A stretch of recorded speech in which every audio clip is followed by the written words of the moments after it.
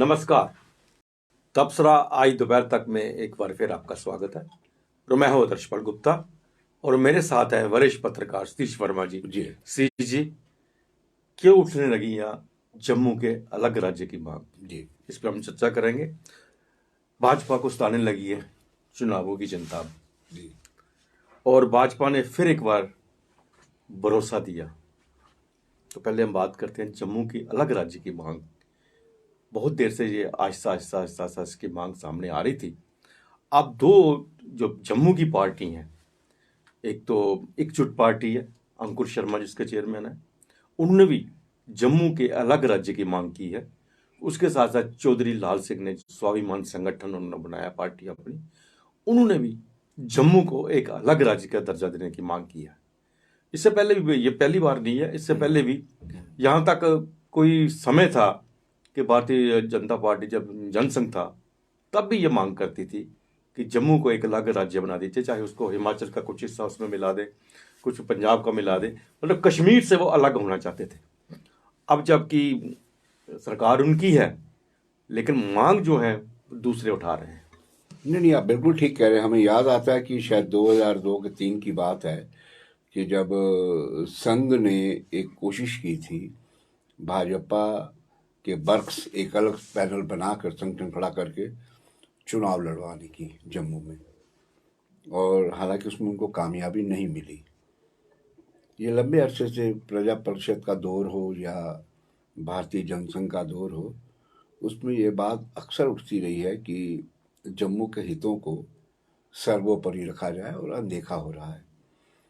और अब जिस तरह से सूरत हाल बनी है, विशेष दर्जा खत्म हो गया, 370 35 अनुच्छेद, उसके बाद यूटी बना दिए गए, ये बात अब फिर तेजी से उठने लगी है।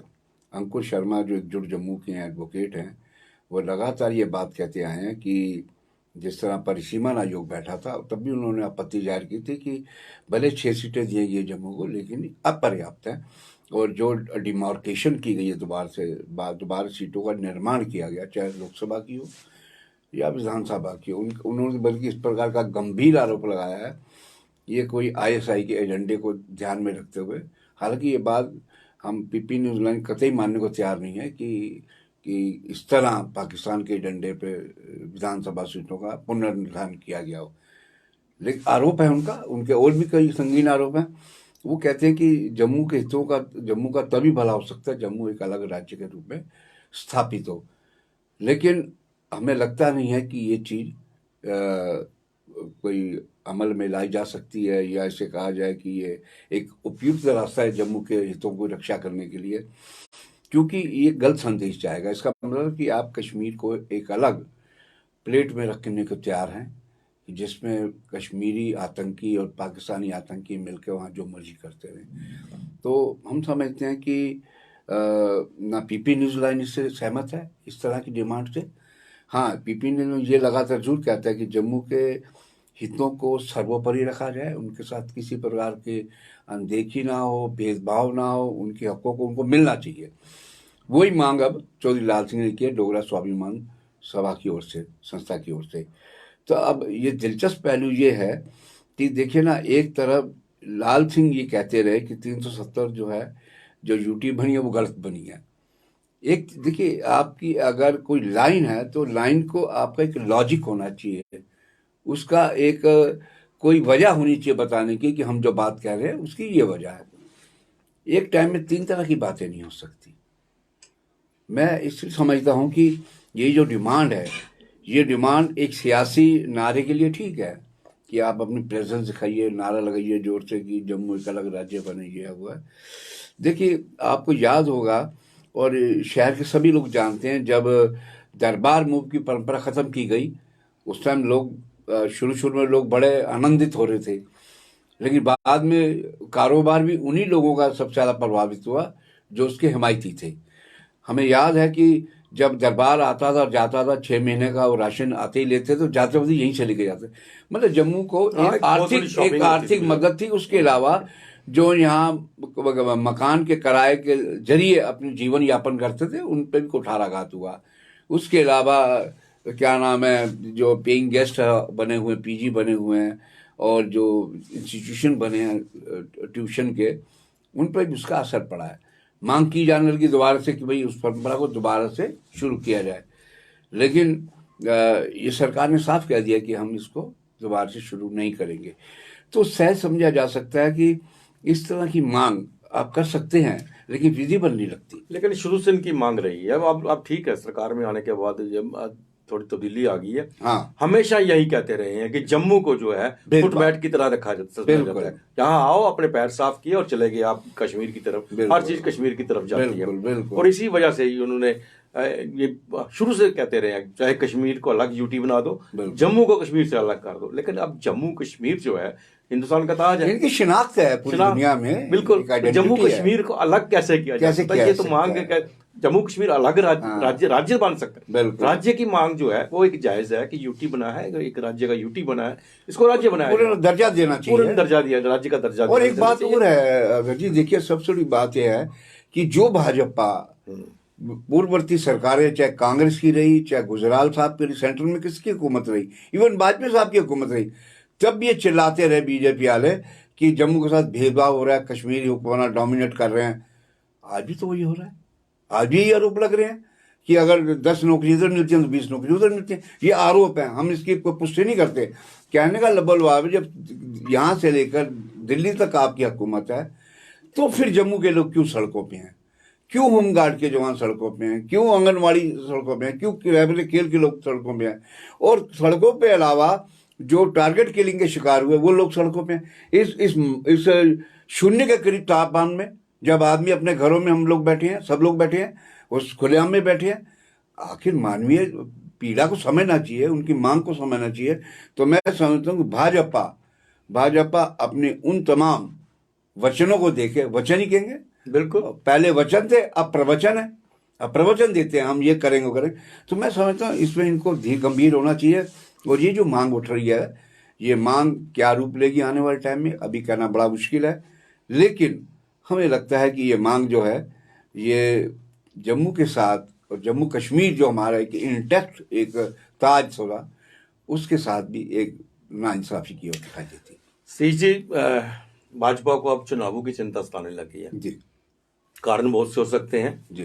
अब जम्मू में 11 जनवरी को एक कोर कमेटी की मीटिंग बुलाई गई है, जहाँ पे बड़े बड़े नेता शामिल होंगे और सब जम्मू के हालात के बारे में, जम्मू कश्मीर के हालात के बारे में बात करेंगे। चुनावों को लेकर चुनावों को लेकर बात होगी। और यहाँ पे जो प्रोटेस्ट हो रहे हैं सब तरह के, उन पे भी चर्चा हो सकती है किस तरह से। अब चूंकि एक पॉलिटिशियन की हमेशा यही होती है, जब जरूरत तो पड़े तो उनको रिजॉल्व कर दो, फिर उनका हल निकल जाता है।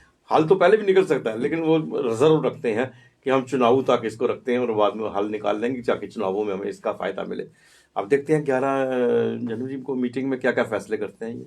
देखिए, अगर हम इसके पूरी तरह अगर हम दाएं बाएं भी नजर दौड़ाएं, तो हमें लगता है कि वो जो यात्रा आ रही है वो भी कहीं ना कहीं इनकी चिंता का सबब बना हुआ है। हम मेन स्ट्रीम मीडिया की हम बात नहीं करते, चाहे प्रिंट और टेलीविजन हो, लेकिन सोशल मीडिया पे ऐसी बहुत सी चीज़ें तथ्यात्मक तरीके से दिखाई जा रही हैं, बताई जा रही हैं, जो लगता है कि इनके लिए 2024 एक चैलेंजिंग स्थिति बनती जा रही है। ये अलग बात है कि बीजेपी जीतेगी या क्या करेगी, हम ये कहना बड़ा मुश्किल है, हम कोई भविष्य वक्ता नहीं है। लेकिन जम्मू कश्मीर की बात करें, ये इनको पता है, यहाँ की लीडरशिप को, इनको ये भी पता है कि अगर इनकी नैया पार होगी तो मोदी के नाम से होगी। इनकी करतूतें ऐसी नहीं है कि ये यहाँ से 10 सीटें भी जीत सके। जो लोकल हम नेतृत्व की बात कर रहे हैं भाजपा की, लोग भी हर आदमी की जुबान में, हमका पार्टी के कार्यकर्ता है, जो बीजेपी के कार्यकर्ता है, वो हमसे अकेले में कहते हैं जी बेड़ा गर्क कर गया।